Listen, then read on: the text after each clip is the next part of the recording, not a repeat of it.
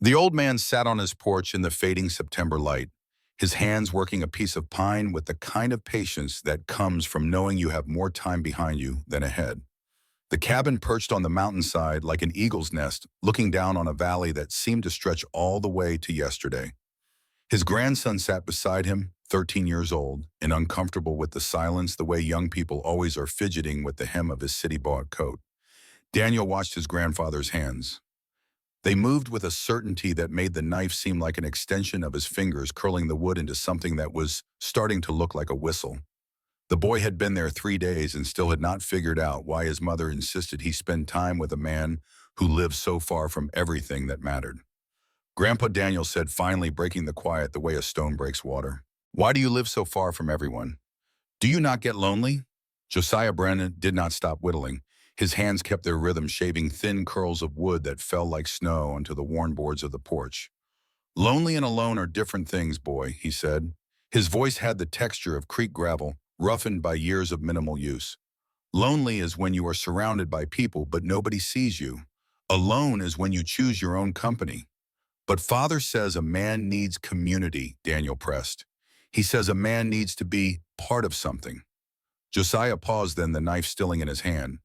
He looked at his grandson with eyes that had seen more than most men forget, pale blue, like ice melt, and just as clear. "Your father is right," he said. "That is why I am teaching you this." He held up the whistle, finished now, the wood still warm from his hands. Daniel took it, turning it over with the confusion of someone who expected a lesson but got a toy. "A whistle?" the boy asked. "A signal," Josiah corrected. "When you are lost, when you need help, you blow it.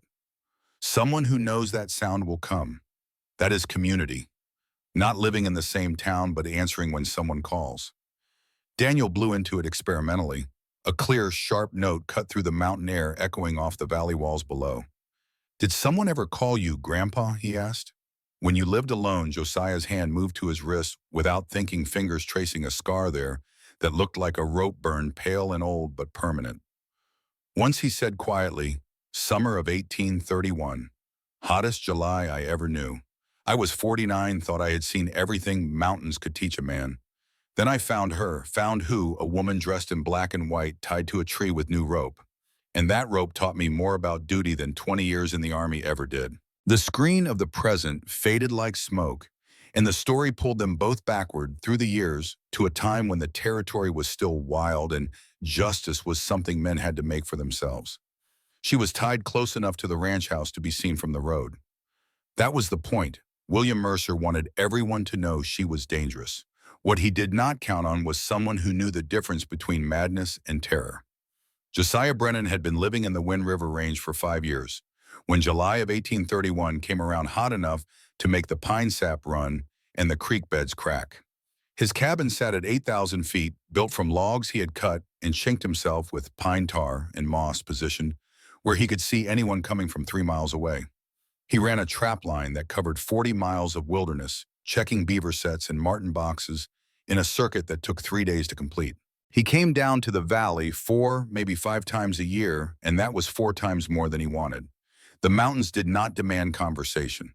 They did not ask questions about why a man lived alone or what he was running from. They just existed, indifferent and eternal, and that suited Josiah fine. But even mountain men need coffee and black powder, and that is what brought him down that July morning, leading a mule named Stubborn, who had earned his name honestly over 12 reliable years. The pack carried 40 beaver pelts, each one worth $6 if the trader was fair, and 4 if he was not.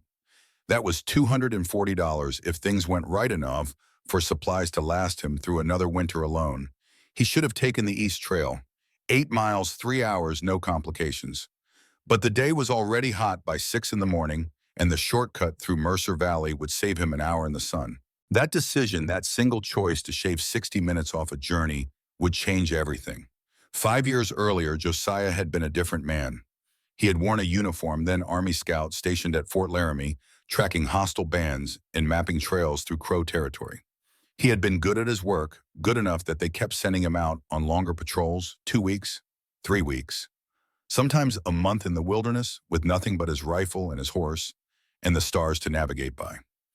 His wife Rachel used to say he was married to the mountains first and her second, but she said it with a smile that meant she understood. Their daughter Emma had his eyes and Rachel's practical nature, 9 years old, and already reading better than half the soldiers at the fort.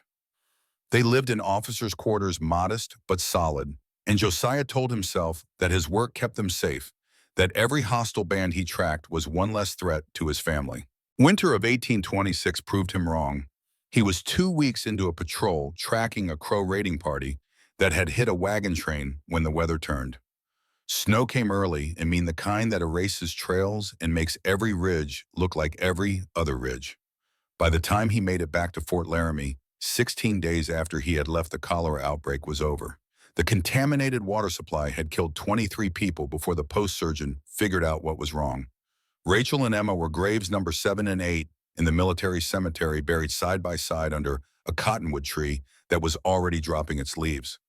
The fort chaplain handed him Rachel's last letter, written in the neat school teacher script she had learned back in Pennsylvania.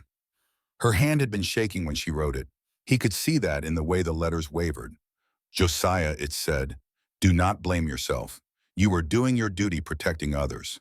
But when you read this, remember that duty which keeps you from the people you love is not duty. It is fear wearing a uniform. Do not let my death make you hard. The world needs soft men who can be strong. Love always, Rachel. He had knelt between those two graves for 8 hours, not crying, not praying, just existing in the space where they should have been. When the sun went down, he stood up, walked to the commanding officer's quarters, and resigned his commission. The next morning, he walked into the mountains with his rifle, his knife, one blanket, and the certain knowledge that if he never cared about anyone again, he would never lose anyone again. 5 years of that certainty, 5 years of believing isolation was wisdom, brought him down the mountain trail that July morning with 40 beaver pelts and a mule who did not talk back. The first sign of trouble came at mile 5, where the trail descended into the foothills, and the pine forest gave way to scrub oak and juniper. Boot prints appeared in the dust, fresh enough that the edges were still sharp. Josiah stopped studying them with the automatic assessment of 2 decades tracking for the Army. 3 men, maybe 4. Heavy heel wear, which meant riders who walked their horses often, not farmers, not casual travelers. One set of prints had a distinctive notch in the right heel, like a nail had worn through the leather and been repaired poorly. That kind of detail mattered. That kind of detail could identify a man later if you needed to. The prince headed toward Mercer Land, deliberate and unhurried. Josiah's instinct said wrong, said turn back, said this is not your concern. But he had already come 5 miles and the day was only getting hotter. And besides, when had his instinct about people ever been right? It had not saved Rachel. It had not saved Emma. He kept walking. At mile 6, he smelled smoke.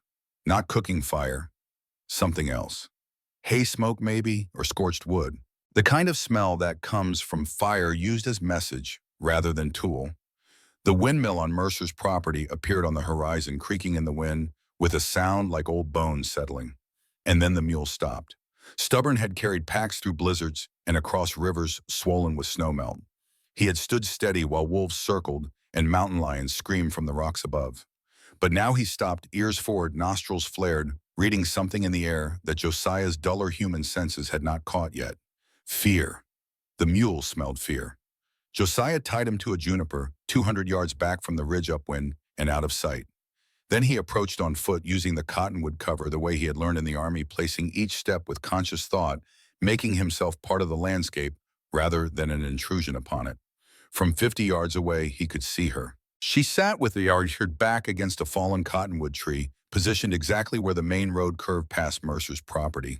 The tree had fallen years ago, roots torn up like broken fingers, bark weathered gray, and she was tied to the trunk with rope that looked wrong even from a distance. Too yellow, too new, too clean. Josiah moved closer, using his training, observing before acting. She wore a nun's habit, black dress with white coif and wimple, the kind of clothing that marked a woman as untouchable, devoted to God, removed from the concerns of ordinary people. But someone had touched her. Someone had concerned themselves very much. The rope wrapped her waist 3 times, binding her to the tree trunk with deliberate care.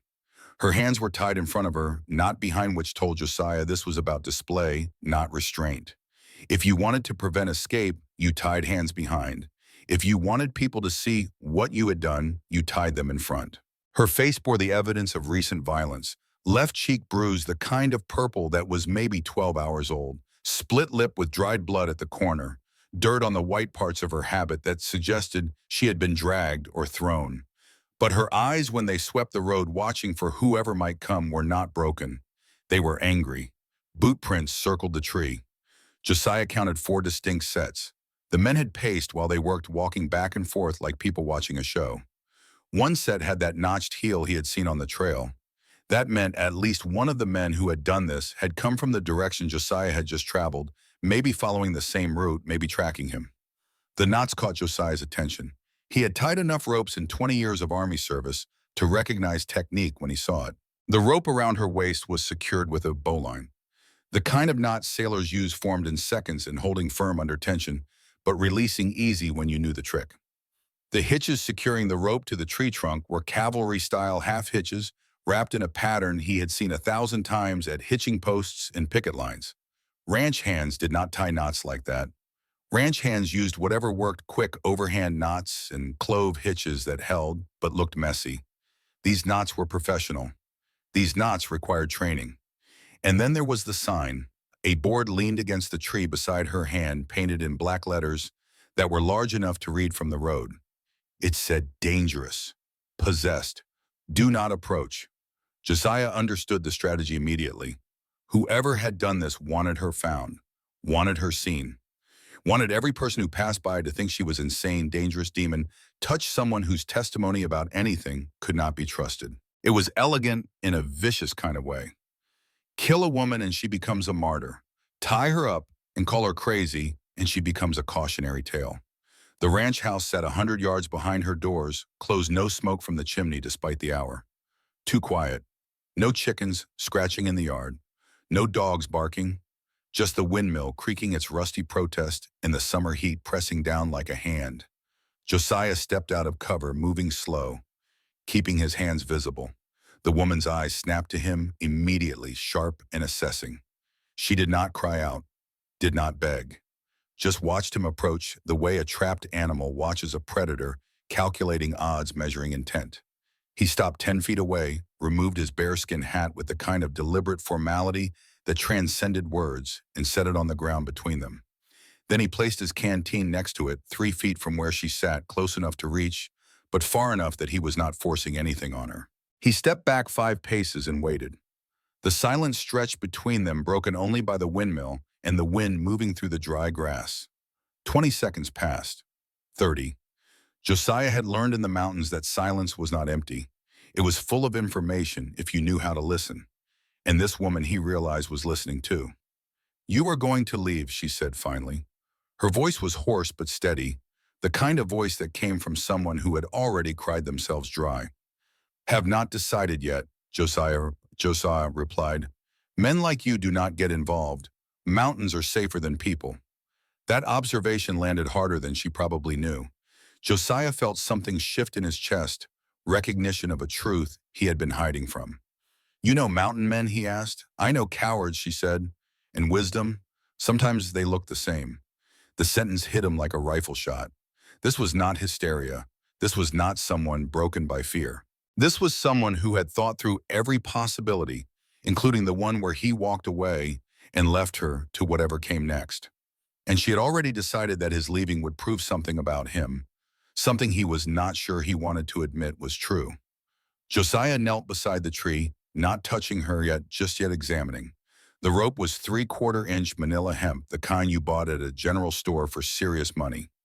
Not the hemp and sisal mix that ranches kept coiled on nails in the barn, frayed from weather and reuse. This was new. This was purchased specifically. He ran his finger along the fibers, feeling the texture, reading the story the rope told. "Less than 2 weeks old," he said aloud. "Bought in town, probably. Ranch rope would be weathered show wear. This is clean." The woman watched him. "Whoever tied you knows his knots," Josiah continued. "Navy or cavalry?" "Cavalry," she confirmed. "Captain William Mercer, retired. Though he prefers Mr. Mercer now that he owns half the valley." Josiah drew his Bowie knife, 12 inches of carbon steel that he kept sharp enough to split hairs. The woman flinched despite herself, an involuntary tightening around the eyes that told him she had been hurt recently, and hurt badly enough that reflexes were still raw. "I am cutting you loose," he said quietly. "Hold still." He worked the blade under the rope at the tree trunk, sawing through manila hemp that resisted like it had a grudge. The fibers fought him, evidence that whoever tied this had pulled it tight enough to mean it. When the first hitch gave way, he moved to the second, then the third, cutting methodically because there was no value in rushing and every value in doing it right. The rope fell away. Her arms dropped like dead weight, numb from position and circulation loss. She curled forward instinctively, both hands going to her midsection in a protective gesture that spoke to recent trauma, even if the details were not visible. Josiah stepped back immediately, hands open, giving her space. He did not offer to help her stand, did not reach out, just waited while she oriented herself to freedom, however temporary it might be. "What is your name?" he asked. "Sister Catherine," she said, then seemed to think better of the formality. "Catherine Moore." Josiah nodded once. "I'm Josiah Brennan." She was already looking past him toward the ranch house, fear flickering across her face like heat lightning on the horizon. "His name is William Mercer," she said. "This is his land?" Husband Josiah asked, though he already knew the answer from the habit she wore. She let out a sound that might have been a laugh if it had any humor in it. "I am a nun, Mr. Brennan. I have no husband. I have no property. Under territorial law, I have no legal standing to own anything or testify about anything without a male guardian's permission." "Then why did he tie you up?" "Because I saw something I should not have, and he needs everyone to believe I am insane before I can tell anyone what I saw." From the ranch house, a door opened. The creak of hinges carried in the still air, deliberate and performative. A man's voice called out loud enough to carry, carefully modulated, to sound concerned rather than threatening. "Sister Catherine, come back now. You are confused. We need to help you." Josiah recognized the tone immediately. It was not meant for Sister Catherine. It was meant for anyone who might be listening, anyone who might be watching. It was the tone of a reasonable man dealing with an unreasonable woman, establishing his narrative for public consumption. "Can you ride?" Josiah asked. "Can you run?" she countered. Josiah almost smiled. Whatever else this woman was, she had spine. He ran to where Stubborn was tied, untethered him, and led him back at a fast walk. Sister Catherine was already on her feet, swaying slightly, but standing.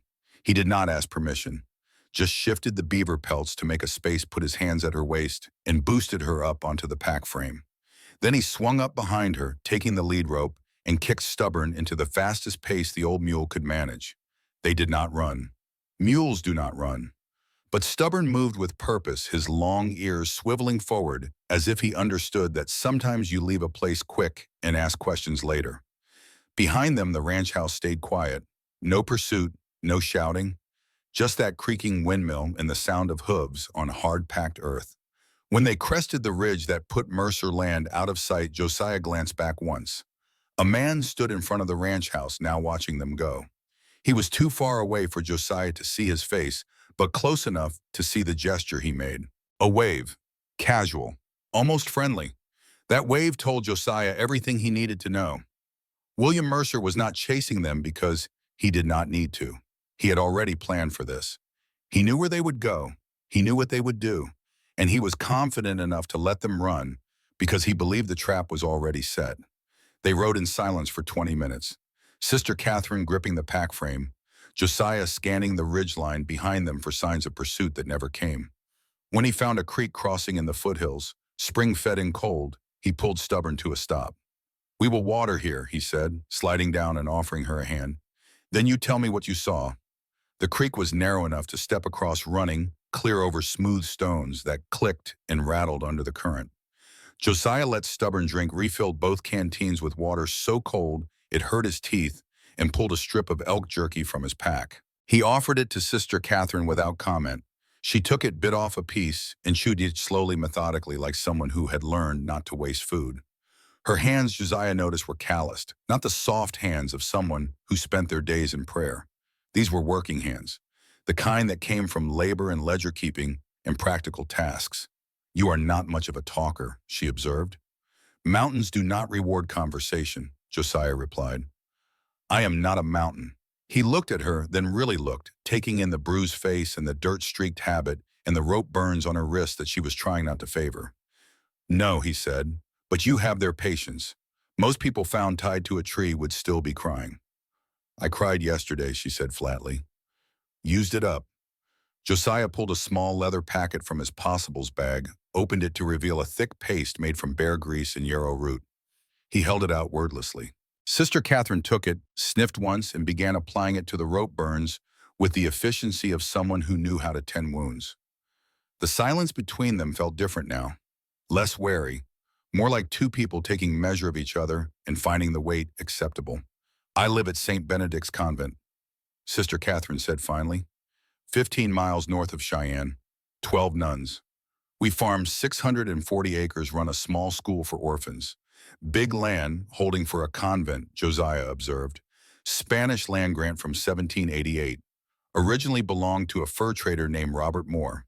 He deeded it to the Catholic Church in 1803, year he died.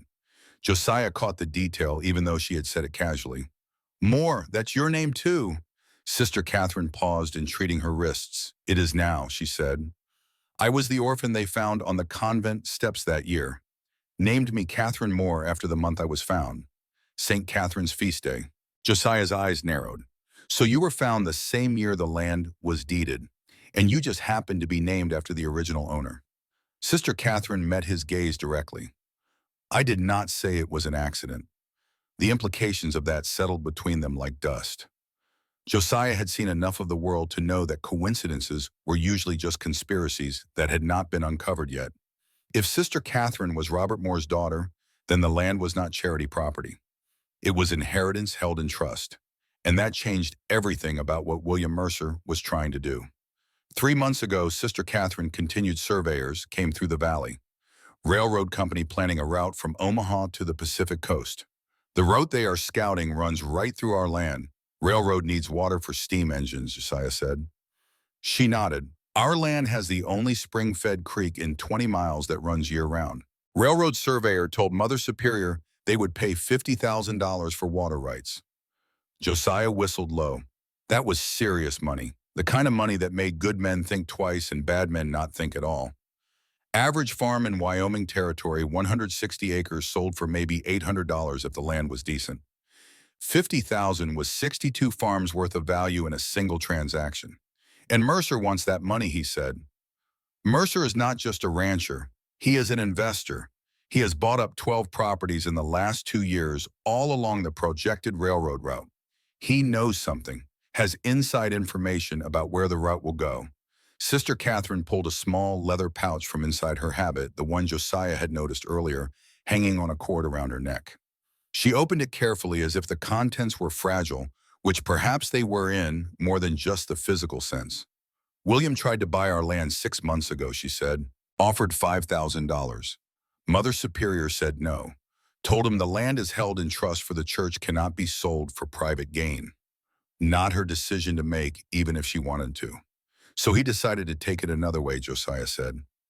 Sister Catherine pulled out a folded piece of paper, aged and yellowed at the edges.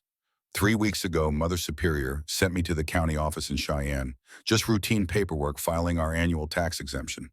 The clerk was out to lunch. I waited, and while I waited, I looked through the public record books. She unfolded the paper carefully. It was covered in neat handwriting, the kind of precise script that came from someone who spent time with ledgers and documents. This is a copy of what I found in the land title records, she said. Transfer of Spanish land grant 447 from Catholic Church holdings to private trust, dated March 1828.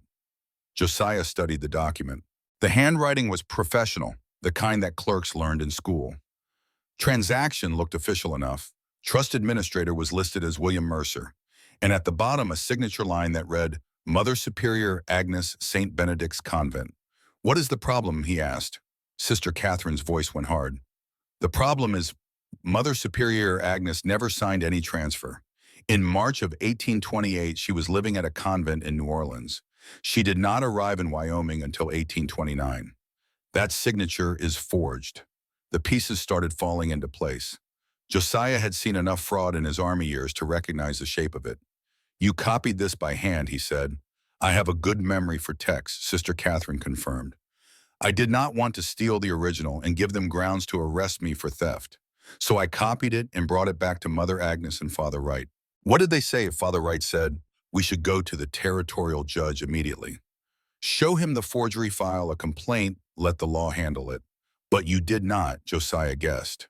Sister Catherine looked away toward the creek water running over stones that had been there longer than any human claim to the land around them. I was afraid, she said quietly. I thought, what if we are wrong? What if there is an explanation I am not seeing? I wanted to be certain before we accused a man of fraud. She turned back to face him. That hesitation almost killed me, she said. Waiting for certainty is just another form of cowardice. Before Josiah could respond, she reached into the leather pouch again and pulled out a second document. This one was older, the paper foxed at the edges with age, the ink faded but still legible. She held it out to him. It was a birth certificate, Catholic Mission, Santa Fe, New Mexico Territory, issued April 1803. The entry read, Child Catherine Elizabeth Moore, born April 23, 1803. Mother Elizabeth Moore died in childbirth. Father Robert Moore, fur trader, Spanish land grant holder. Josiah's breath caught. You are not an abandoned orphan, he said slowly. You are the owner. My father died when I was 3 days old, Sister Catherine said. Consumption. My mother died giving birth to me. Father Dominguez brought me to St. Benedict's because my father had named the church as guardian in his will. But the land did not go to the church as charity. It went to me held in trust until I came of age. Did Mother Agnes know? She knew. She kept this certificate locked in her desk, planned to tell me when I turned 30. I found it 6 months ago when she asked me to fetch some papers. Josiah turned the implications over in his mind. If you are the owner, why cannot Mother Agnes just tell the court? Because I took vows, Sister Catherine said. Nuns cannot own property under church law. Everything we have belongs to the order. When I took vows at 21, I signed away any legal claim to inheritance. But if you renounced your vows, Josiah said, then I could claim the land. But renouncing vows takes church approval, takes time, takes a letter to the bishop in St. Louis in his response, which could be months. William does not have months. The railroad deal closes in 60 days. So he needs me either dead or certified insane before I can petition the church. The full shape of William Mercer's strategy became clear. Forge the land title to create paper ownership. Discredit the one person who could prove the forgery. Wait for the paperwork to be processed while the witness languished in an asylum or a grave. Sell the land to the railroad for $50,000. Split the money with whoever helped make it happen. It was methodical. It was clever. And it would have worked if Josiah had not happened to take the shortcut through Mercer Valley on a hot July morning. Why tie you to a tree, Josiah asked. Why not just keep you locked up quietly? Because he needs public consensus, Sister Catherine said. If I am found raving about conspiracies tied up for my own safety, then everyone agrees I am insane. The judge's order looks reasonable. My testimony gets dismissed not by law, but by community opinion. He is using social pressure as a legal weapon. Josiah examined the rope burns on her wrists more closely. These knots were not tied by Mercer, he said. His hands are too soft. I have seen him in town once or twice. These were tied by someone with calluses, someone who ties knots every day. Military man, Sister Catherine nodded. He has 3 hired men, all former cavalry from his unit. They would do anything for their former captain. Josiah stood, walked to the edge of the creek, and stared at his reflection in the water. Behind him, he could feel the Sister Catherine watching, waiting for him to make the decision he had been avoiding since the moment he cut that rope. He was 49 years old. He had spent 5 years telling himself that isolation was wisdom, that distance kept you safe, that if you never cared about anyone, you would never lose anyone. 5 years of believing the lie Rachel had warned him about in her final letter. Now here was a woman who needed help. Not rescue, he realized. She was plenty capable of that herself if she had had the chance. What she needed was a witness. Someone who could testify that she was not insane, that the rope was real, that the bruises were real, that William Mercer had staged the whole thing. Part of Josiah wanted to ride her to Sheriff Clayton in the territorial capital and then disappear back into the mountains. Let the law handle it. Not his problem, not his duty, not his fight. But he kept hearing Rachel's words. Duty that keeps you from the people you love is not duty, it is fear wearing a uniform. And he kept seeing Emma's grave. She had died while he was doing his duty elsewhere. Was Sister Catherine someone else's daughter, someone else's Emma? You are deciding whether to leave me at the edge of town and disappear, Sister Catherine said, breaking into his thoughts. Josiah did not turn around. Thinking about it, he admitted, I do not blame you. Smart man stays away from other people's wars. You seem to know a lot about smart men and cowards, Josiah said. You use those words a lot. Because I have been both, Sister Catherine replied quietly. That made him turn. How do you figure I knew about the forgery 3 weeks ago, she said. I could have gone straight to Sheriff Clayton. 40-mile ride, 2 days. I could have had him investigate arrest. William solved this legally. So why did you not? Because I was afraid. I thought, what if I am wrong? What if I misread the signature? What if I caused trouble for no reason? I waited for Father Wright to handle it, waited for someone older, someone male, someone with authority. She looked at her rope-burned wrists. Then they came for me, tied me to that tree, and I realized there is no someone else. There is only the person who happens to be standing there when evil walks in. And I waited too long. The silence that followed had weight. Josiah felt it pressing against his chest, felt it working its way into the cracks in the armor he had built over 5 years of solitude. My father used to say, Sister Catherine continued, well, the nuns told me he used to say, courage is not the absence of fear. It is deciding that something else matters more than your fear. He died taking care of me, died from consumption he caught keeping me warm that first winter. She stood, walked over to face him directly. I am not asking you to save me, Mr. Brennan. I am asking you to stand witness, that is all. Be the person who saw what William did. Be the person who can testify that the rope was real, that the bruises were real, that I am not crazy. And if Mercer tries to kill us both, Josiah asked, then at least someone tried. At least someone stood up. Better than dying alone in a mountain cabin, wondering if you could have mattered. The sentence hit him like a physical blow. She was right. He had been dying alone in that cabin, slowly, safely, comfortably, but still dying. Dying the way men do when they confuse existence with living.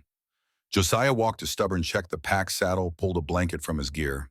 Sister Catherine tensed, thinking perhaps that he was preparing to leave her there, that the conversation had been his way of letting her down gently. Instead, he brought the blanket to her and draped it over her shoulders. Evening was coming, and with it, the mountain cold that people from the flatlands never quite believed until they felt it. We will ride to town at first light, he said, but we are not dropping you at the edge and running. Sister Catherine's eyes widened slightly. What are you going to do? What I do best, Josiah said. Track, watch, wait for them to make a mistake. And when they do, we stand there when evil walks in. Something that might have been hope flickered across her face. Something like that, she asked. Something exactly like that, Josiah confirmed. He turned to set up a cold camp, no fire, to give away their position, and that is when he saw them. Fresh tracks in the creek mud, horse tracks that had not been there when they arrived. Someone had crossed here within the last hour. Someone had been close enough to hear every word of their conversation, and there, pressed deep into the soft earth, was that distinctive notched heel print. Josiah's blood went cold. They had not been alone. Someone had followed them from Mercer's property, had listened, while Sister Catherine told her story, had heard about the birth certificate and the forged land title, and the plan to get Sheriff Clayton involved. Now that someone was riding back to tell William Mercer everything. He kept his face neutral, did not want to panic Sister Catherine, but his mind was already working through the implications. William had let them go deliberately. He wanted to know where Sister Catherine would run, who she would talk to, what proof she had. Now he knew. Now he had all night to prepare his countermove. We have company out there, Josiah said quietly, pointing to the tracks. Maybe a mile back, watching. Sister Catherine went pale. Will they attack? No, Josiah said. They will watch. They will follow. And tomorrow when we ride into town, William will be waiting with his own story. And his story will sound better than ours because he has had all night to plan it. So what do we do? Sister Catherine asked. Josiah loaded his Hawken rifle, the .54 caliber that he had carried through more fights than he cared to remember. The rifle was old but reliable, accurate, out to 200 yards in the hands of someone who knew what they were doing, and Josiah had been doing this since before Sister Catherine was born. We beat him to the story, Josiah said. We ride hard at first light, and we make sure the whole town sees us arrive before he can poison the well. He found a spot under a rock overhang where they could sleep with stone at their backs and a clear view of the approach. Sister Catherine curled up in the blanket he had given her, exhausted, beyond the point of pretending otherwise. Josiah sat with his rifle across his knees, watching the darkness, listening to the night sounds that told him more than his eyes ever could. Somewhere out there, a man with a notched heel was writing back to William Mercer with everything he had learned. Somewhere in Cheyenne, papers were being prepared, stories were being crafted, traps were being set. And come morning, Josiah Brennan would walk right into them, not because he was brave, but because he had finally understood what Rachel meant when she said the world needed soft men who could be strong. The stars wheeled overhead, indifferent to human struggles, marking time the way they had for thousands of years before this night and would for thousands more after. But for Josiah, watching over a sleeping nun who happened to be a landowner that someone wanted erased, the stars felt like witnesses, silent, distant, but there, and sometimes he thought that is all courage really was, being there when someone needed a witness, standing up when it would be easier to walk away, answering the call even when you had spent 5 years telling yourself you would never answer anything again. The whistle he had carved for his grandson would make that same clear note, carrying across valleys, calling for help, trusting that someone who heard would come. Community was not living in the same place. It was answering when someone called. Tomorrow would bring whatever it brought, but tonight, for the first time in 5 years, Josiah Brennan felt like he was part of something larger than his own carefully maintained isolation. And if that feeling came with danger, with risk, with the possibility of loss, well, Rachel would have said that is what living always required. The night deepened, the stars turned, and Josiah kept watch, one hand on his rifle, ready for whatever dawn would bring. Dawn came the way it always did in the mountains, slow and cold, the sun taking its time to climb over the ridges, as if reluctant to see what the day might bring. Josiah had been awake for an hour already, watching the darkness thin into gray, listening to the sounds that told him they were still alone. Sister Catherine stirred as the first direct sunlight touched her face, waking with the instant alertness of someone who had learned to sleep light. "No fire," Josiah said quietly, seeing her look toward where a fire should have been. "Cannot risk the smoke. We will eat while we ride." She nodded, accepting this without complaint, which told him more about her practical nature than an hour of conversation would have. He handed her a piece of dried venison and one of the hard biscuits he kept wrapped in oilcloth, food that would sit heavy in the stomach and last through a hard day. They were on, stubborn and moving before the sun cleared the peaks, Josiah setting a pace that was faster than the mule preferred, but slower than panic. They had 8 miles to cover before they reached Cheyenne, and every minute counted now. William Mercer had all night to prepare his story. The only advantage Josiah and Sister Catherine had was a rival being seen in town before William could control the narrative. The trail descended through pine forest that smelled of sap and old needles, then into the scrub oak foothills, where the trees gave way to sage and rabbit brush. Josiah kept his eyes moving, scanning the ridge lines behind them for signs of pursuit, checking the trail ahead for ambush points. Old habits from Army days, the kind of vigilance that had kept him alive through 20 years of Indian country. Sister Catherine sat in front of him on the pack frame, not speaking, but he could feel the tension in her shoulders every time the trail bent or the vegetation thickened enough to hide a man. She was thinking about what came next, about walking into a town where William Mercer had already spent the night building his version of events. "Tell me about the town," Josiah said. "Who matters there?" Sister Catherine shifted slightly, considering. "Father Wright at St. Mary's Church," she said. "He is old, maybe 67, but people respect him. German immigrant, fought in some war back in Europe before he took vows. He does not back down." Josiah filed that away. A priest with combat experience was worth knowing about. Who else? Ellen Harper runs the general store. Widow, been there 15 years. She keeps the best ledgers in the territory, remembers every transaction. If anyone bought that rope, she will know. "What about the law?" "Deputy Frank Blake's," Sister Catherine said, and something in her voice made Josiah pay attention. "He is young, maybe 32. William has something on him. I do not know what, but I saw Blake's face when Father Wright showed him that forged document. He knew it was fraud and he was scared. Scared of Mercer or scared of being caught? Josiah asked. Both, probably.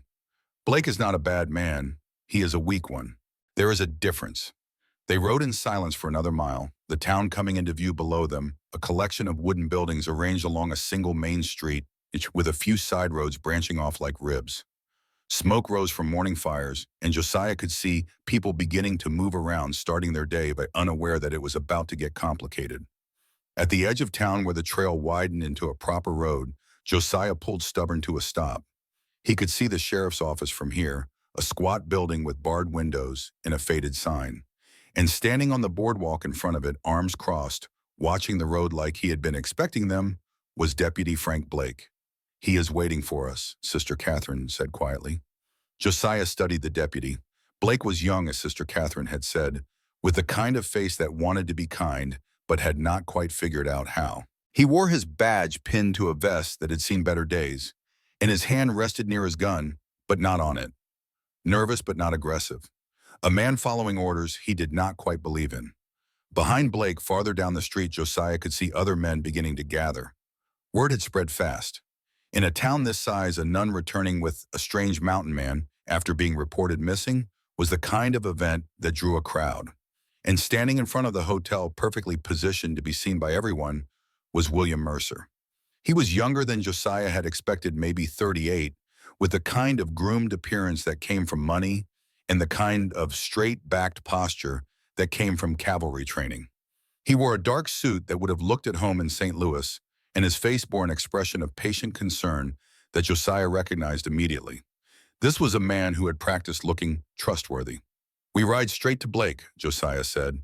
"Do not look at Mercer. Do not acknowledge him. We deal with the badge first." They moved forward at a walk, Stubborn's hooves clopping on the hard-packed street, the sound loud in the morning quiet. People stopped what they were doing to watch. A woman with a basket paused mid-step. Two men outside the saloon straightened up. A boy leading a horse to the livery stable froze, staring. Deputy Blake stepped off the boardwalk as they approached, his hand moving closer to his gun. "Morning," he said, his voice carrying that forced casualness that lawmen used when they wanted to appear in control. "Sister Catherine, Mr. Brennan, we have been looking for you." Josiah did not dismount. He stayed on Stubborn, keeping the height advantage, keeping his options open. "Found her tied to a tree on Mercer land," he said. "Figured she needed help." Blake's eyes flicked to Sister Catherine, taking in the bruised face, the dirt-streaked habit, the rope burns on her wrists that were impossible to hide. Something passed across his face, too quick to read, but too real to be fake. Guilt, maybe. Or recognition. "Mr. Mercer filed a complaint yesterday evening," Blake said, pulling a folded paper from his vest pocket. "Says Sister Catherine has been having the episodes. Religious delusions, paranoid ideation. Judge Morrison issued an order for protective custody." He held the paper up so people could see the official seal, the signature, the weight of law made visible. Josiah recognized the move. Blake was building his public defense, showing everyone that he was following proper procedure. "Let me see that," Josiah said. Blake hesitated, then handed it up. Josiah unfolded the document, reading carefully. The legal language was dense but clear enough. The order claimed Sister Catherine posed a danger to herself due to mental instability, authorized Deputy Blake to take her into protective custody, specified she was to be held at the county facility until a proper psychiatric evaluation could be arranged. It was thorough, it was official, and if you did not know the context, it would look entirely reasonable. "Judge Morrison," Josiah said. "That is Mercer's uncle, is it not?" Blake's jaw tightened. "Judge Morrison is a territorial judge," he said. "What he is to Mr. Mercer does not change the law." Sister Catherine spoke, then, her voice clear and steady, pitched to carry to the gathering crowd. "I am not insane, Deputy Blake. I witnessed a crime, and William Mercer is trying to silence me before I can testify." Blake looked uncomfortable. "That is exactly what someone having delusions would say, sister." "Then look at my face," Sister Catherine said. "Look at my wrists. Do those look like self-inflicted injuries?" "You could have struggled," Blake said, but his heart was not in it. "You could have hurt yourself trying to get loose." From the crowd, a woman's voice called out. "What was she tied with?" Josiah answered before Blake could. "New rope purchased from a store. The knots are cavalry style, professional work. That is quite an accusation, Blake said. It is quite a rope, Josiah replied. Still on Mercer's property if you want to verify. William Mercer chose that moment to step forward, moving through the crowd with the easy confidence of a man who owned half of everything they were standing on. He smiled sadly the way you would smile at a sick relative who did not know they were sick. Sister Catherine, he said gently, I am glad you are safe. We were all very worried. Sister Catherine's hands clenched on the pack frame. Do not pretend to care about my safety, William. You are the one who had me tied up. Mercer's expression shifted to pained patience. This is exactly what Father Wright and I have been concerned about. These paranoid accusations, these delusions of persecution. He looked at the crowd, including them in his performance.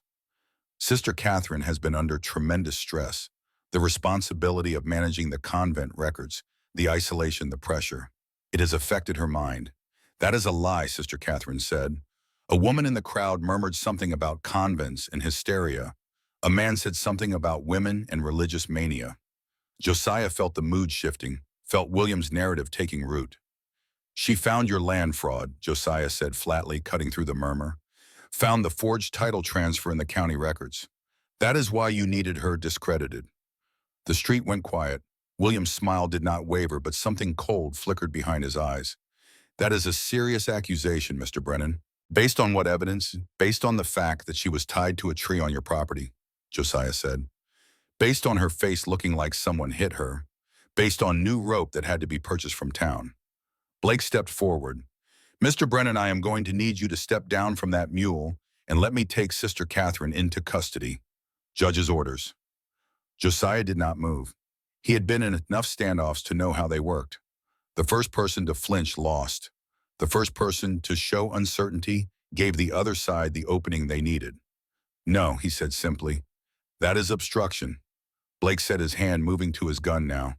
That is justice, Josiah replied. You take her into custody and she disappears into some county facility where Mercer can control who sees her and what gets written down. You know that is what will happen, Blake. I can see it in your face. Blake's hand hovered near his gun, not drawing but not backing down either. The crowd pressed closer, sensing violence, wanting to see how it would play out. Josiah could feel Sister Catherine's breathing shallow and quick, could feel her fear mixing with defiance. And then Josiah did something that changed everything. He drew his revolver in one smooth motion, a .36 caliber Navy Colt that he had carried since his Army days, and pointed it straight up at the sky. Everyone froze. Blake's hand stopped moving. The crowd held his collective breath. Josiah fired once. The shot cracked across the street like thunder, echoing off the building fronts, making horses jump and dogs bark, and every person in earshot flinch. The echo faded slowly, rolling away into the foothills, leaving a silence so complete that Josiah could hear the creak of the hotel signs swinging in the wind. He lowered the gun and rested it back in his holster, never taking his eyes off Blake. Everybody back, Josiah said, his voice carrying in the shocked quiet. Nobody is getting dragged anywhere until Sheriff Clayton gets here to sort this out proper. Blake stared at him. You just assaulted an officer. I fired into the air, Josiah said. Did not point it at anyone. Did not threaten anyone. Just made sure I had your attention. William Mercer's voice cut in sharp now, the false gentleness gone. You just made this a lot worse for yourself, Brennan. Maybe, Josiah said. Or maybe I stopped it from getting stupid. From somewhere in the crowd, an old man's voice spoke up. That paper does not say he gets to tie nuns to trees. Another voice, a woman this time. Let her talk. Let us hear what she has to say. The crowd was shifting again, uncertain now. The gunshot had broken William's narrative momentum. People were asking questions instead of nodding along. Blake looked from Josiah to William to the crowd, trying to figure out which way to jump. Sister Catherine spoke into the uncertainty, her voice steady. I want to show something. To everyone. She pulled out the leather pouch from inside her habit, removed the birth certificate, and held it up high enough for people to see. This is my birth certificate, she said. Catherine Elizabeth Moore, born April 1803. Daughter of Robert Moore, holder of Spanish land grant 447. A murmur ran through the crowd. People knew that land grant. Everyone in the territory knew about the convent property and its water rights. My father deeded that land to the church as trust for me, Sister Catherine continued. Not as charity, as inheritance. And 3 weeks ago, I found a forged document in the county records transferring that land to William Mercer's private trust. That is theft of county property, Blake said quickly. You are proving Mr. Mercer's point that you have been acting irrationally. Or I am proving he is a fraud, Sister Catherine shot back. William held up his hands in a gesture of reasonableness. This is tragic, he said. A woman so disturbed that she is now fabricating elaborate conspiracies. Deputy Blake, I insist you take her into protective custody before she hurts herself or makes these accusations any worse. Blake reached for Sister Catherine's arm. Josiah moved stubborn between them, not threatening but blocking. Blake's hand fell away. From the back of the crowd, a new voice spoke. Strong female with the kind of authority that came from 15 years of being the person everyone owed money to. I would like to see that birth certificate. The crowd parted. Ellen Harper walked through gray hair pulled back in a severe bun, wearing a practical dress and an apron that bore the stains of a long morning's work. She was 50-something, with a face that had forgotten how to smile, but remembered how to see through lies. Sister Catherine handed the certificate down to her. Ellen examined it carefully, holding it up to the light, checking the paper quality, the ink color, the seal at the bottom. This is real, Ellen said flatly. Spanish mission paper from New Mexico territory. I have seen enough of these to know authentic when I see it. She looked up at Sister Catherine. Your father was Robert Moore. I remember him. He used to trade here back in 1803 year I arrived. Good man. Died of consumption that winter. Then you know the land is mine, Sister Catherine said. Ellen looked at William. I also know that forging land titles is a hanging offense in this territory. William's face remained calm, but Josiah saw the tension in his shoulders. You are taking the word of an unstable woman over properly filed county documents. I am taking the word of a birth certificate over paperwork that suddenly appeared 3 years ago, Ellen said. And I am remembering that 8 years ago, another nun went missing on your property. The crowd went dead silent. Josiah felt the hairs on his neck stand up. This was new information, something neither he nor Sister Catherine had mentioned. What are you talking about? Sister Catherine asked, her voice shaking. Ellen's face was grim. Sister Margaret, summer of 1823. She was investigating land irregularities, same as you. Went missing one night. They found her habit by the river. Never found her body. Sister Catherine went white. Margaret was my teacher, she whispered. They told me she drowned. They told everyone she drowned, Ellen said. But I am Margaret's sister, and I never believed it. The revelation hit like a second gunshot. Josiah watched William's face, saw the micro-expression that passed across it. Not surprise, not shock, just a quick calculation of how to respond to a truth he had thought was safely buried. That is a vicious lie, William said. My family helped with the search for Sister Margaret. We spent days looking for her. You spent days making sure no one looked too closely at your property, Ellen corrected. And now here is another nun investigating another land fraud tied up on the same ground. Deputy Blake's hand had moved away from his gun entirely. He was looking at William now with something that might have been doubt, or might have been the beginning of understanding that he had been on the wrong side. Blake, William said sharply, arrest Harper for slander and take Sister Catherine into custody. Now, Blake did not move. His face was working through something, some internal calculation that Josiah recognized. This was the moment, the point where a weak man had to decide whether to stay weak or find whatever strength he had. Blake looked at Josiah, then at Sister Catherine, then at Ellen. I need to see that forged document, he said slowly. The one Sister Catherine says she found in the county records. Sister Catherine pulled out her handwritten copy, handed it down. Blake read it, his lips moving slightly, his face growing paler with each line. This shows Mother Agnes signing over the land in March 1828, Blake said. She was in New Orleans then, Sister Catherine said. Did not arrive here until 1829. That signature is false, Blake looked at William. Did you know about this? Of course not, William said smoothly. This is clearly a misunderstanding. Some clerk's error, easily explained once we can examine the actual records. Then let us go examine them, Ellen said. Right now, all of us. Walk down to the county office and pull that ledger. William's smile tightened.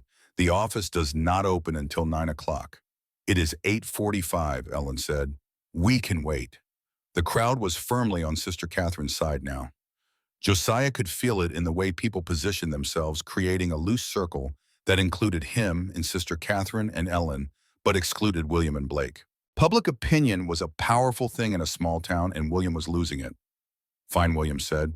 We will all go to the county office. And when we prove that Sister Catherine has been confused, I expect apologies. And arrests. They moved as a group down the street, 40 or 50 people drawn by drama and the possibility of scandal. Josiah helped Sister Catherine down from stubborn, tied the mule to a hitching post, and positioned himself beside her. Ellen walked on her other side, creating a barrier between Sister Catherine and William. The county office was a two-story building that served as courthouse records office and general administrative center for the territory.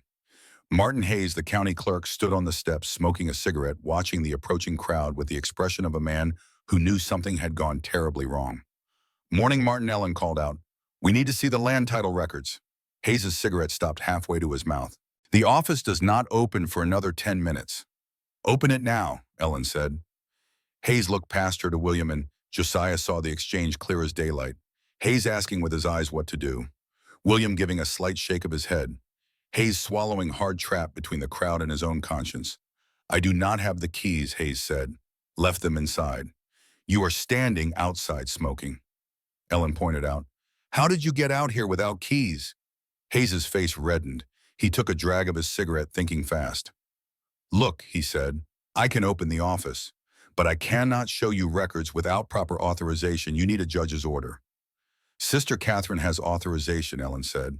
It is her land. She is under psychiatric observation order. Hayes protested weakly. She is standing right here, not drooling or raving. Ellen snapped. Open the damn office, Martin. The crowd murmured agreement. Hayes looked at William again, but this time William was looking at the crowd, calculating odds, realizing that forcing Hayes to obstruct would only make things worse. Open it, William said quietly. Let us settle this now. Hayes fumbled with his keys, dropped them once, finally got the door unlocked. The inside of the office smelled like old paper and tobacco and something else. Fear, maybe, or guilt. The kind of smell that accumulated in places where men made decisions they could not take back. The land title ledgers were kept in a locked cabinet behind Hayes' desk.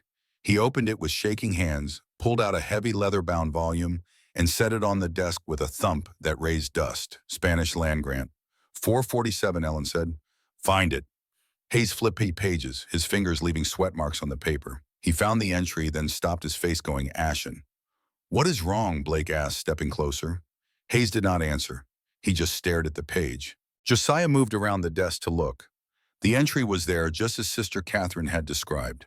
Transfer from Catholic Church Holdings to Private Trust dated March 1828, signed by Mother Superior Agnes. The handwriting was professional, the kind that clerks learned in school. But something was wrong with it.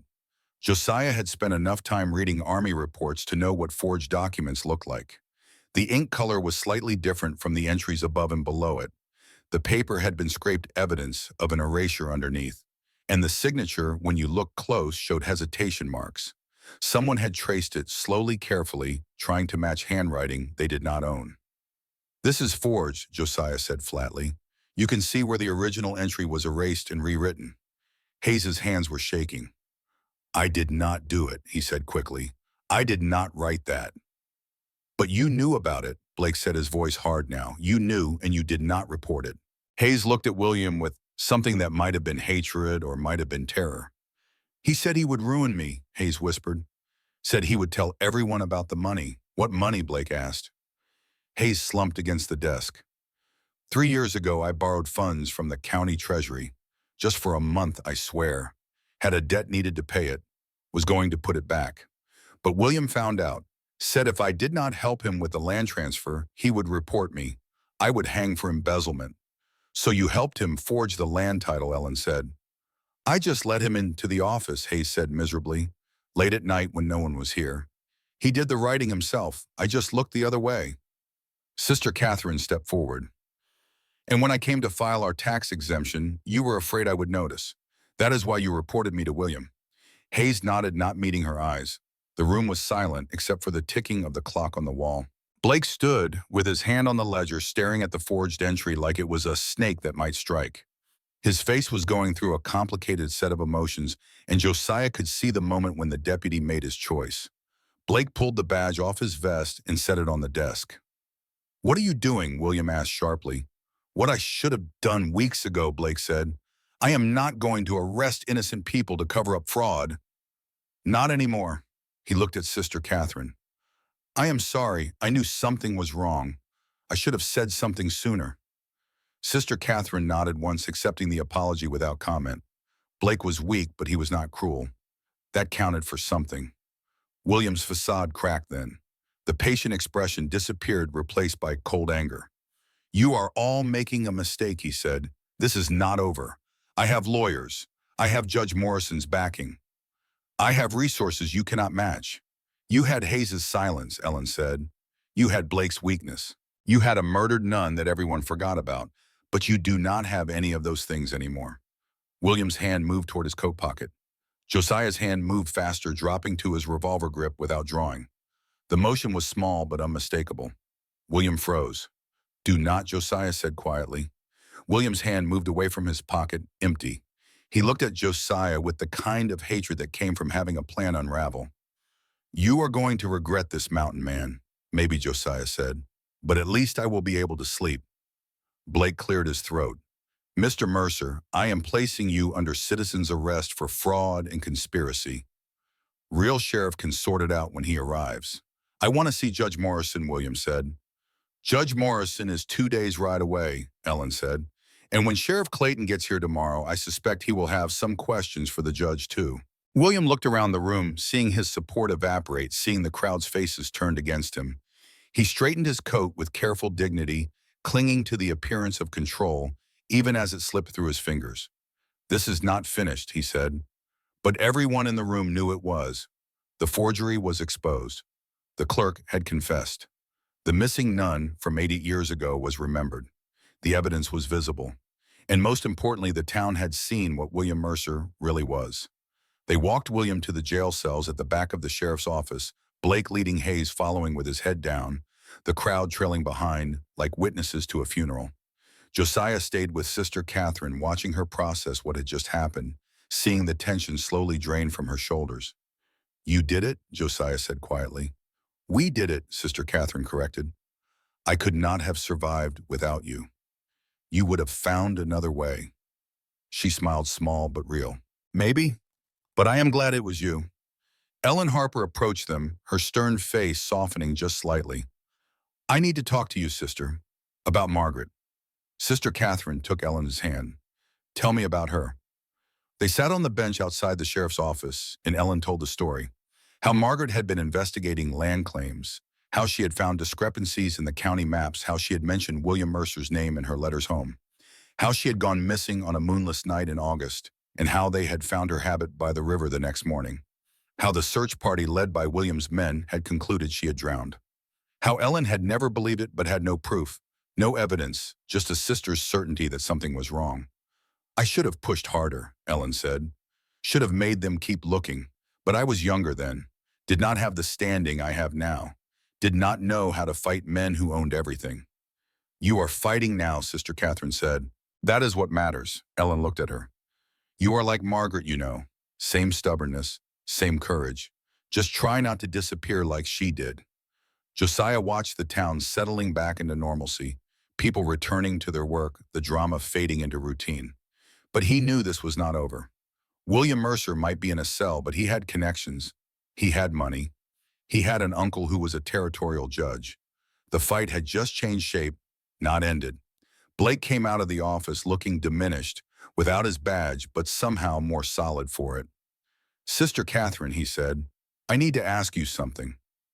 That birth certificate, when you came of age, did Mother Agnes tell you about it?" "She found it herself," Josiah said. 6 months ago," Blake nodded slowly. "And you did not renounce your vows, did not try to claim the land?" Sister Catherine shook her head. "I did not know I needed to. I thought the land belonged to the church. I thought I was just helping manage property that was not mine. But now you know," Blake said. "What are you going to do?" Sister Catherine looked at Josiah, then at Ellen, then at the people moving through the street, going about their lives. "I do not know yet," she said. The land is not just property, it is home to 12 nuns and 20 orphans. It is a school and a farm and a life that matters to people. I cannot just claim it for myself. But you have to, Ellen said. If you do not, the railroad will find another William Mercer, another scheme, another forged paper. You have to claim it and protect it proper. I am a nun, Sister Catherine protested. I cannot own property. Then stop being a nun, Ellen said bluntly. Write to the bishop. Renounce your vows. Claim your inheritance. Make sure what your father built does not get stolen by men who see everything as money. The weight of that settled over Sister Catherine like a physical thing. Josiah watched her face work through the implications. Giving up her vows meant giving up the only identity she had ever known. But keeping them meant losing the land that was rightfully hers and watching it fall into hands that would destroy everything her father had intended. I need time, she said finally.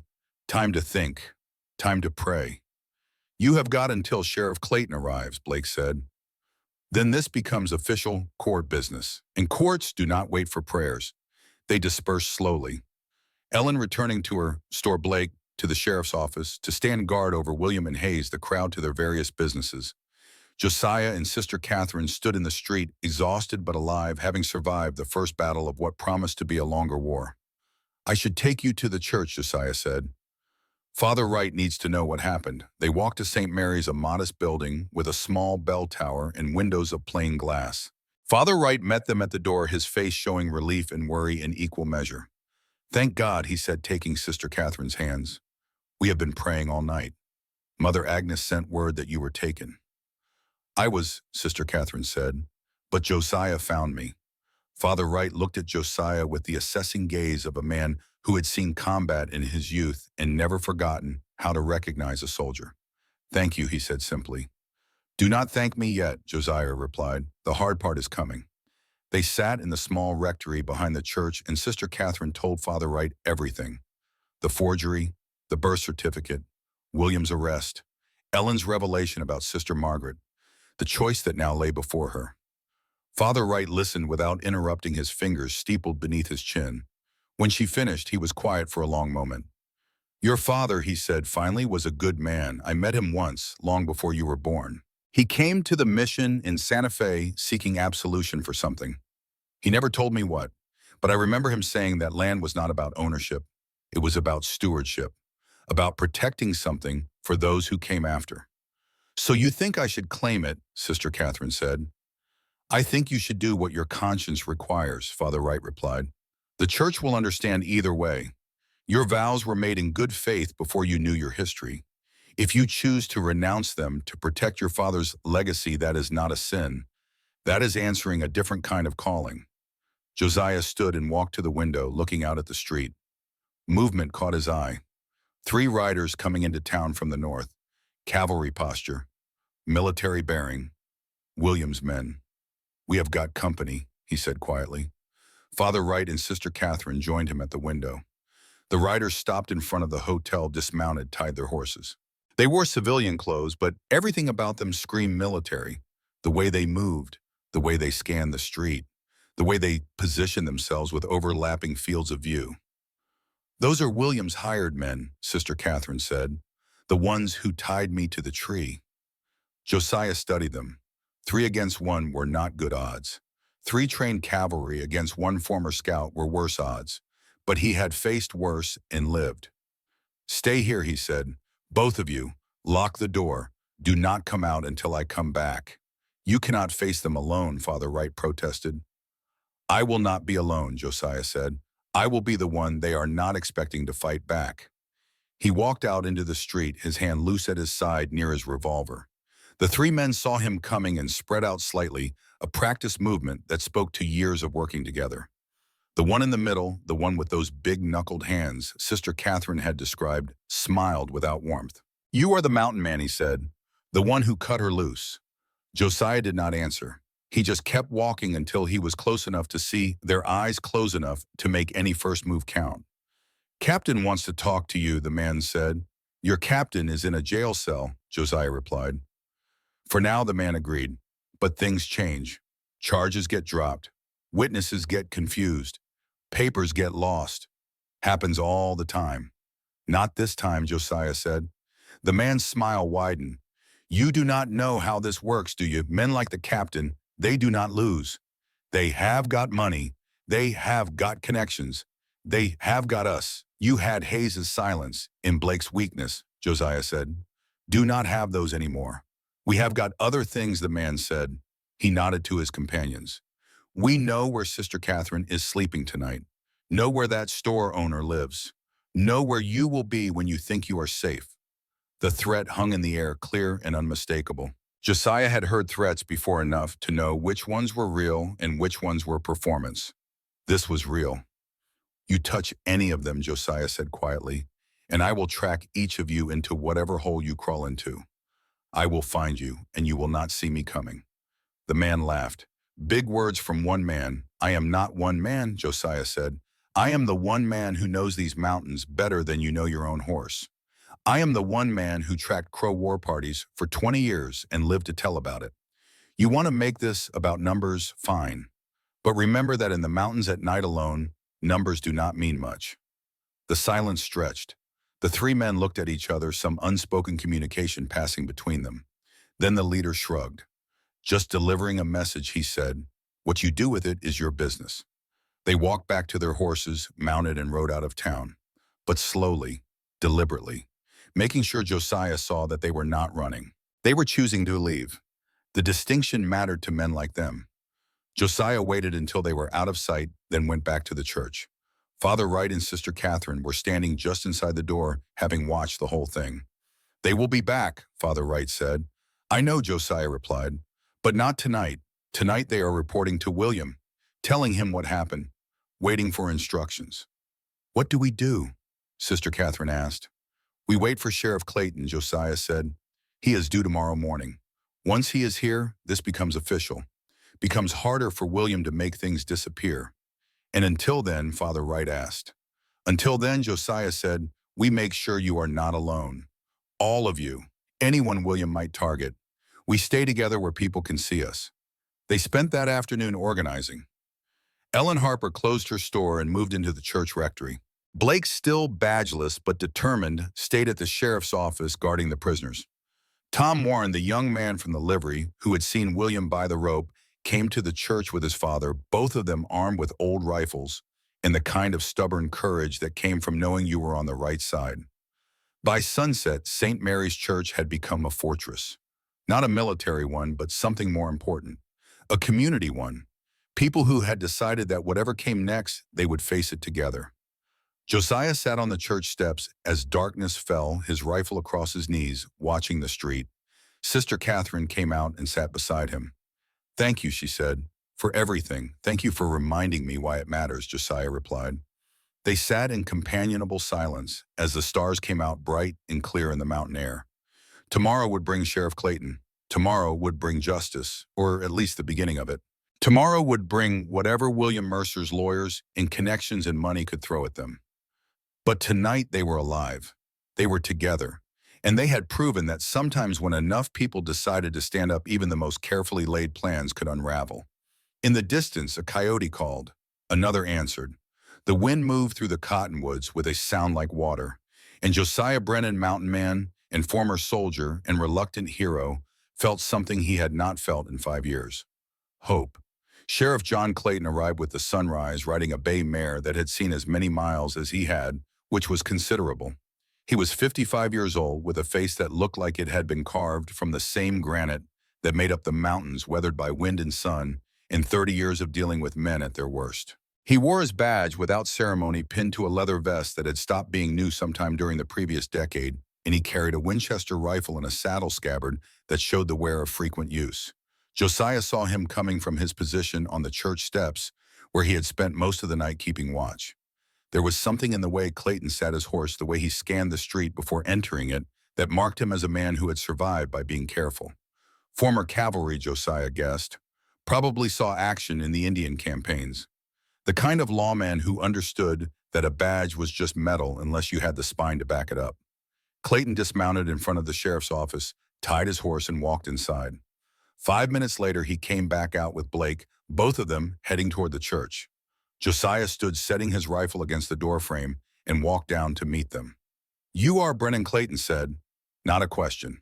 Statement of fact, Josiah Brennan. Used to scout for the Army out of Fort Laramie. Clayton nodded once the acknowledgement of one veteran to another. "Got your telegram. Also got an interesting letter from Judge Morrison saying I should disregard it. That told me everything I needed to know about whose side the judge is on." He glanced at Blake. "Deputy Blake here spent the last hour bringing me current. Sounds like you kicked over a hornet's nest." "Was not trying to," Josiah said. "Just cut a nun loose from a tree, and things spiraled from there." Clayton's mouth twitched in what might have been a smile. Things have a way of spiraling when fraud and murder are involved. They walked to the church together. Inside, Sister Catherine was helping Father Wright prepare breakfast for the small group that had spent the night there. She looked up when they entered, saw Clayton's badge, and something in her shoulders relaxed. Official law had arrived. Whatever came next would at least have the appearance of process. Sister Catherine Moore, Clayton said, removing his hat. "I would like to hear your story. All of it. Start from the beginning." She told it while they ate, the whole narrative from finding the forged land title to being tied to the tree to everything that had happened since.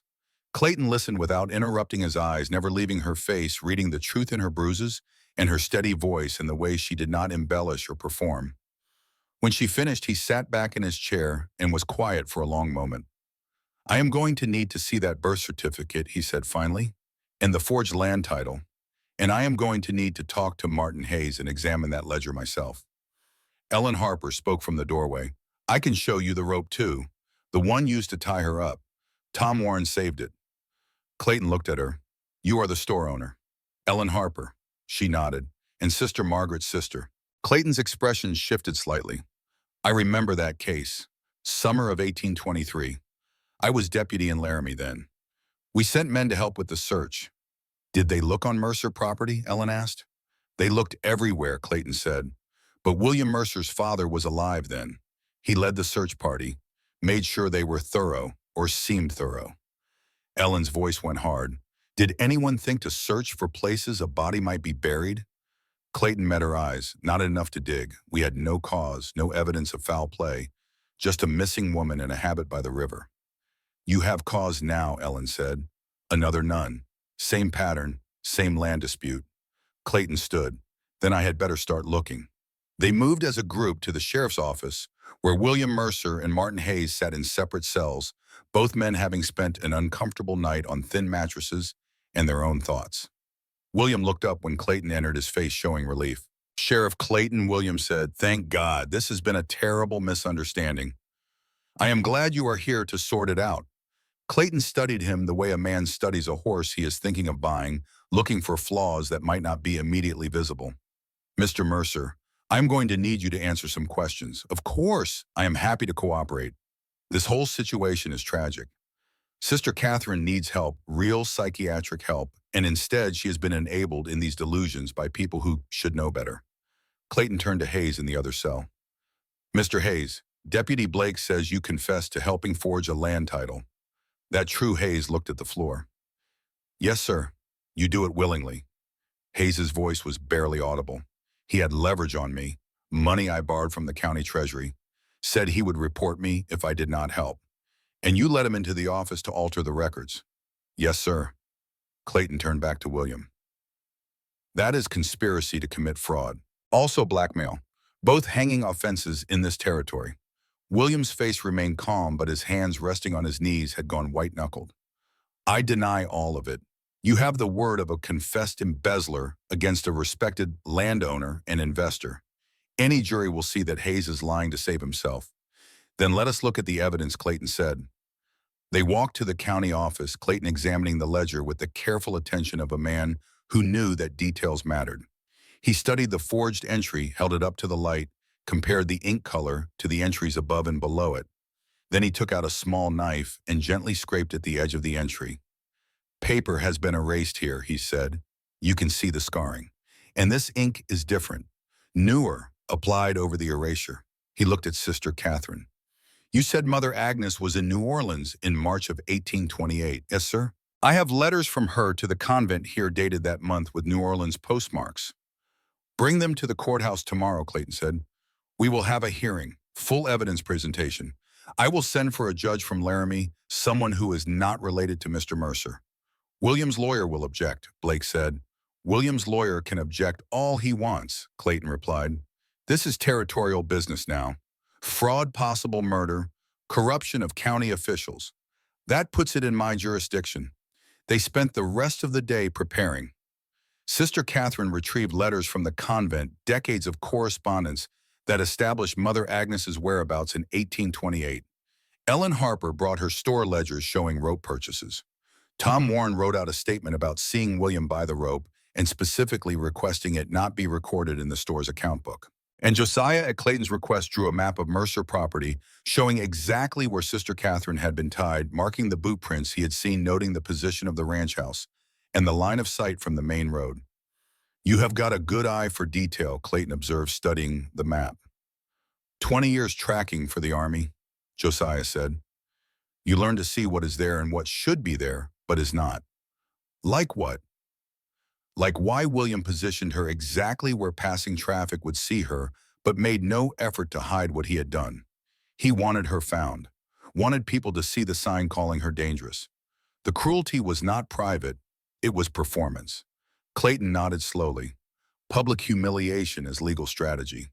Make her testimony worthless by making everyone think she is insane before she ever gets to court. That evening, sitting on the church steps again, with his rifle across his knees, Josiah watched the sunset paint the mountains in shades of orange and purple and thought about what came next. The hearing tomorrow would be crucial. If Clayton could present the evidence clearly, if Sister Catherine could testify credibly, if the judge was honest, then William Mercer would face justice. But those were a lot of ifs. Sister Catherine came out and sat beside him, bringing 2 cups of coffee that Father Wright had brewed strong enough to strip rust. They drank in comfortable silence, watching the day fade. I have been thinking about what Ellen said. Sister Catherine finally spoke. About renouncing my vows. And I do not know if I can. The convent is the only home I have ever known. The sisters are my family. The children we teach are my purpose. If I renounce my vows, what am I? A landowner, Josiah said. A woman with the power to protect what your father built. But not a nun. No, not a nun. Sister Catherine stared at her coffee. There is a verse in Matthew about houses built on sand versus houses built on rock. I always thought my faith was the rock. But maybe the rock is supposed to be something else. Maybe it is supposed to be knowing who you are. Josiah thought about Rachel's letter, about duty and fear, and the difference between them. Your father gave you that land for a reason, not to trap you, to protect you. But I do not want to be protected, Sister Catherine said. I want to be useful. Then be both, Josiah replied. Own the land, protect it, and use it the way the convent always has, for teaching, for farming, for helping people who need help. You do not have to choose between your father's legacy and your own. Sister Catherine looked at him. You make it sound simple. It is not simple, Josiah said, but it is right, and sometimes that is enough. The night passed without incident. William's 3 hired men did not return. The street stayed quiet, and when dawn came cold and clear, it brought with it the weight of what the day would demand. The courthouse filled early, people drawn by the promise of drama and the reality that this was their community's business. Land fraud affected everyone. Corrupt officials affected everyone. A missing nun from 8 years ago who might have been murdered affected everyone. This was not entertainment. This was the kind of reckonings that defined who a town wanted to be. Judge Samuel Pierce arrived from Laramie on the morning stage, a man in his 60s with white hair and the kind of face that looked like it had been disappointed by humanity too many times to be surprised anymore. He took his position behind the bench without ceremony, looked at the packed courtroom, and rapped his gavel once. This is a territorial hearing on charges of land fraud, conspiracy, and possible murder. He said, I have reviewed the preliminary evidence. I have spoken with Sheriff Clayton, and I am prepared to hear testimony. Mr. Mercer, you have counsel. A lawyer stood young and nervous, clearly out of his depth. Your Honor, I am representing Mr. Mercer on a temporary basis. We request a continuance to prepare a proper defense. Denied, Judge Pierce said flatly. The evidence is straightforward. Either Mr. Mercer committed fraud or he did not. Present your defense now or sit down. The lawyer sat down. Sheriff Clayton Pierce said, present your case. Clayton stood and began methodically laying out the evidence. The birth certificate proving Sister Catherine's parentage. The forged land title with its mismatched ink and scraped paper. Mother Agnes's letters from New Orleans, dated during the months she supposedly signed the transfer. Martin Hayes' confession. Tom Warren's testimony about the rope purchase. Each piece of evidence was entered into the record. Each witness called to testify to him. And through it all, William Mercer sat with perfect calm, as if this was a minor inconvenience rather than the unraveling of everything he had built. When it came time for Sister Catherine to testify, the courtroom went silent. She walked to the witness chair with steady steps, placed her hand on the Bible, and swore to tell the truth. Judge Pierce looked at her with something that might have been sympathy or might have been respect. Sister Catherine, he said, in your own words, tell us what happened. She told the story again, but this time it was different. This time she was not explaining to friends who already believed her. This time she was speaking for the record, for history, for a system that would either vindicate her or dismiss her. Her voice never wavered. She did not cry or perform. She just told the truth. When she finished, William's lawyer stood to cross-examine. Your Honor, this woman is under psychiatric observation order. Her testimony is suspect. Judge Pierce looked at him. She seems perfectly lucid to me. Do you have evidence of mental instability beyond Judge Morrison's say-so? The lawyer hesitated. The order was issued by a duly appointed judge. Judge Morrison is Mr. Mercer's uncle, Pierce said dryly. I am not inclined to give his orders much weight in this proceeding. Do you have actual evidence? The lawyer sat down. Pierce turned to William. Mr. Mercer, you have the right to testify in your own defense. William stood, smoothed his vest, and took the witness chair with the confidence of a man who believed he could talk his way out of anything. Judge Pierce, he said, this is a conspiracy against me by people who want to steal my property. I legally acquired the land title 3 years ago through proper channels. The county clerk verified the signature. The county recorded the transaction. Everything was done according to law, except the signature was forged, Pierce said. So Sister Catherine claims. But she is an interested party. She stands to gain financially by discrediting my ownership. Clayton stood. Your Honor, may I? Pierce nodded. Clayton walked to the evidence table and picked up a length of rope. Mr. Mercer, do you recognize this? No, William said. Tom Warren witnessed the purchase.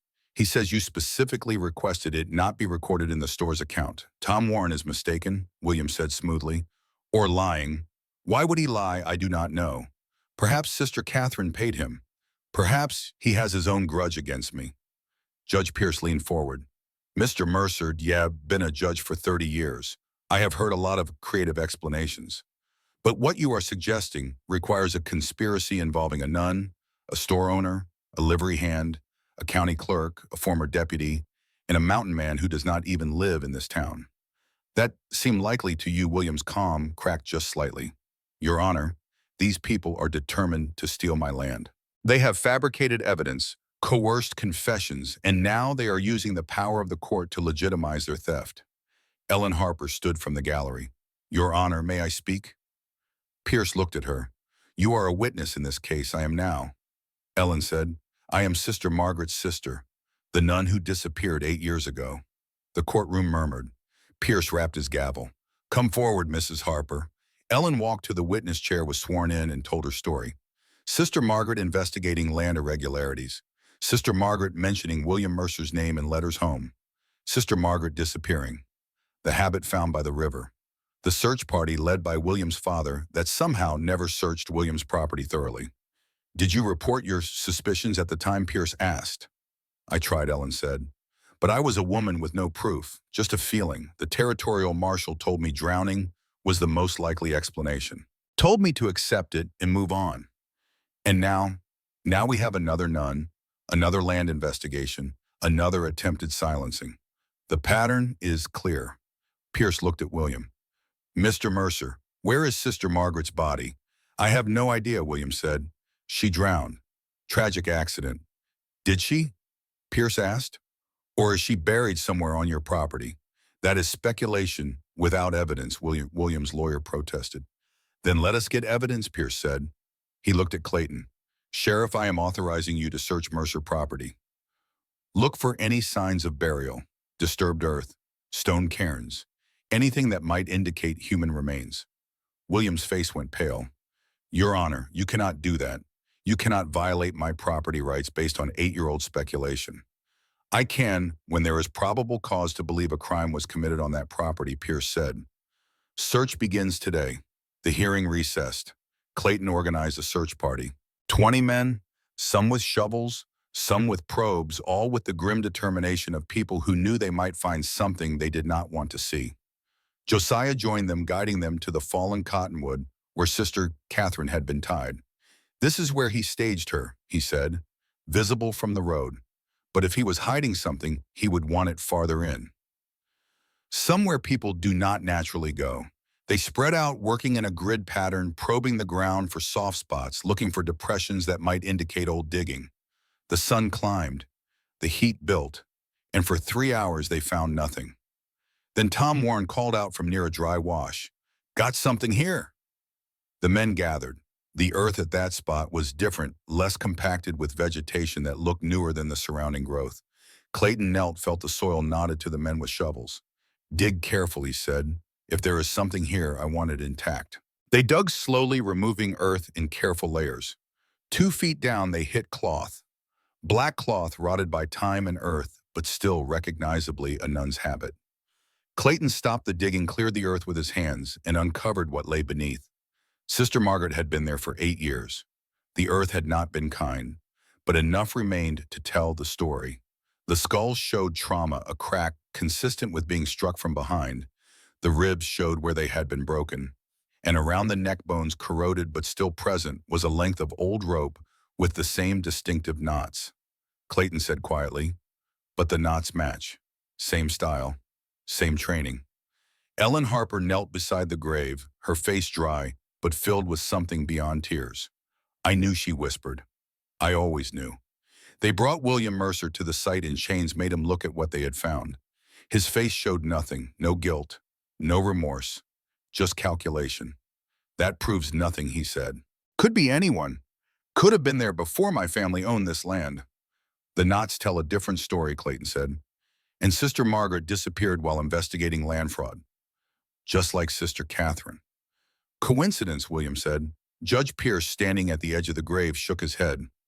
"Mr. Mercer, I have seen a lot in my years on the bench, but I have never seen someone as coldly calculating as you. You murdered one nun and tried to destroy another, all for money." William's eyes went hard. "You cannot prove I killed anyone. That body could have been there for decades, could have been put there by someone else." "The rope proves connection," Pierce said. "The pattern proves motive, and your own arrogance in using the same method twice proves intent." "That is enough for me." He looked at Clayton. "Sheriff, add murder to the charges. We will have a full trial with a jury, but Mr. Mercer stays in custody until then. No bail." As they led William away, he looked back at Sister Catherine, standing at the grave's edge. "This is not over," he said. "I have resources. I have lawyers. I will appeal this to every court in the territory." Sister Catherine met his eyes. "You killed my teacher. You tried to kill me. You stole land that belonged to my father. And you did it all without ever once thinking about the people you hurt. That is what makes you dangerous, not your resources. Your complete inability to see other people as human." William had no answer to that. They took him back to the jail, and the search party began the careful work of excavating Sister Margaret's remains for proper burial. Ellen Harper stayed by the grave long after the others left, saying goodbye to the sister she had lost 8 years ago and finally found. Sister Catherine sat with her 2 women who had both lost someone to the same man's greed, united now in grief and vindication. That evening, Judge Pierce called Sister Catherine to his chambers. She entered nervously, unsure what this summons meant. Pierce gestured to a chair. "Sit down, sister. We need to talk about your situation." Sister Catherine sat. Pierce opened a folder containing the birth certificate and land documents. "According to this evidence, you are the rightful owner of 640 acres, including all improvements and water rights. That makes you one of the wealthier people in this territory." "I do not want wealth," Sister Catherine said. "I want justice." "You have got justice," Pierce said. "Mercer will hang for murder. Hayes will serve time for fraud. The land title will be corrected in the records. But that leaves the question of what happens next. He looked at her steadily. You took vows of poverty. Nuns cannot own property. But if you renounce those vows, you can claim your inheritance and protect it. The railroad deal still stands. They still need water rights. And they will pay $50,000 for them. Sister Catherine swallowed. That is a fortune. It is also leverage, Pierce said. You could sell them rights to the water, but keep the land. You could negotiate terms that protect the convent and school. You could ensure that your father's legacy serves the purpose he intended. But I would have to stop being a nun. You would have to become something else, Pierce corrected. A landowner, a businesswoman, a protector of the orphans and teachers who depend on that land. Is that so different from what a nun does? Sister Catherine looked at her hands. I do not know if I am strong enough. You were tied to a tree and did not break, Pierce said. You walked into a courtroom and told the truth knowing it might not be believed. You stood over your teacher's grave and forgave nothing. You are strong enough. That night, Sister Catherine wrote a letter to the bishop in St. Louis. She did not renounce her vows in the letter. She explained them. Explained that sometimes faith required you to step outside the walls that protected you and take on the responsibility that the world demanded. That her father had given her a gift, and refusing it would dishonor his memory and hurt the people who depended on the land he had protected. She sealed the letter and gave it to Father Wright to send. Then she sat in the church and prayed not for guidance, but for strength to accept the guidance she had already received. Josiah found her there an hour later. You made your decision, he said. She nodded. I'm going to claim the land, negotiate with the railroad, use the money to expand the school and support the convent. Become what I need to become to protect what matters. Your father would be proud. I hope so, she said. I will never know. They sat in the quiet church, candles flickering, throwing shadows that danced on the old stone walls. Outside, the town was settling into normal rhythms again. The crisis had passed. Justice had been done, or as close to it as human systems could manage. Life would go on, but not unchanged. 2 weeks later, Sheriff Clayton presided over his Sister Margaret's funeral. The whole town attended. Ellen Harper stood at the grave with Sister Catherine and Mother Agnes and Father Wright, finally able to say goodbye properly. They buried her in the convent cemetery next to the other nuns who had died over the years, under a simple stone that read Sister Margaret, died in service, never forgotten. William Mercer's trial took 3 days. The jury deliberated for 20 minutes. They found him guilty of murder, fraud, conspiracy, and a dozen lesser charges. Judge Pierce sentenced him to death by hanging sentence to be carried out in 30 days. On the morning of the execution, Josiah stood in the crowd watching William Mercer climb the gallows steps. William's face showed nothing. No regret, no fear. Just the same cold calculation that had marked every decision he had ever made. He died without ever understanding why what he had done was wrong. Martin Hayes got 10 years for fraud and embezzlement. Deputy Blake, who had turned state's evidence and helped convict William, was pardoned for his minor role and eventually became sheriff when Clayton retired. Tom Warren used his reward money to buy his own livery stable. And Sister Catherine, no longer sister, but just Catherine Moore, landowner and protector, negotiated a deal with the railroad that gave them water rights in exchange for $75,000 and a guarantee that the convent and school would remain undisturbed in perpetuity. She used the money to build a new schoolhouse, expand the farm, and create an endowment that would support the convent for generations. She never took vows again. But she lived at the convent, taught the orphans, worked the land, and became the kind of protector her father had hoped she would be. Josiah stayed in the valley for a month after the trial, helping with the rebuilding, making sure the threats were truly gone. Then one morning he packed stubborn saddle and prepared to return to the mountains. Catherine found him at the livery. You are leaving. Time to go, Josiah said. Mountains do not wait. Will you come back? Josiah considered. Maybe, when I need coffee and company. Catherine smiled. You saved my life. You saved mine too, Josiah said, just in a different way. They shook hands, the formal gesture of people who had been through something together and come out changed. Then Josiah mounted stubborn and rode out of town, heading back to his cabin in the high country where the air was thin and the silence was complete. But it was a different silence now. Not the silence of hiding, the silence of peace. The years passed. Catherine Moore became a fixture in the valley, respected, and occasionally feared for her sharp business sense and unwillingness to be cheated. The convent thrived. The school grew. The orphans she had taught grew up and had children of their own, and those children learned to read in the schoolhouse her father's land had made possible. Josiah came down from the mountains twice a year, always staying a few days, always welcomed. He grew older. His hair went white. His hands developed the tremor that comes from too many cold nights and too much hard living. But his eyes stayed sharp and his mind stayed clear, and he remained the man who had cut a nun loose from a tree because it was the right thing to do. In 1857, 26 years after that July day, his grandson Daniel came to visit. The boy was 13, soft from city living, uncertain in the wilderness. Josiah taught him to whittle to track, to read sign, to understand that community was not about proximity, but about answering when someone called. And on a September evening with the sun painting the mountains gold and the valley spread out below them like a promise, Josiah told his grandson the whole story about Sister Catherine and the rope and William Mercer and what it meant to stand witness when evil walked in. Daniel listened, turning the whistle his grandfather had carved over in his hands. "Did you ever regret getting involved?" he asked. Josiah looked at his grandson, seeing in him the future, seeing the questions that every generation had to answer for itself.